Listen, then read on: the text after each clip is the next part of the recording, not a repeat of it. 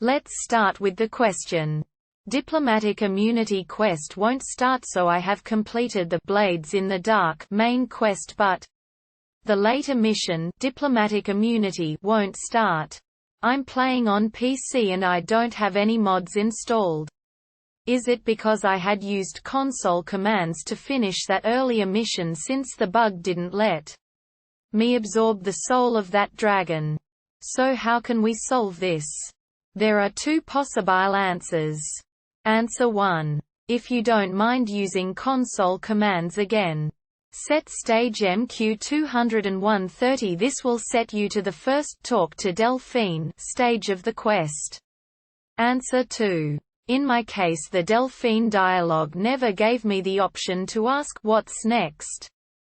The selection just never appears in the dialogue tree to ask. I had to use the console to type MQ 106,200 inches to end the quest, A Blade in the Dark, in the console type set stage MQ 201.30 inches to start the next quest, Diplomatic Immunity. Thanks for help, Comic Sans.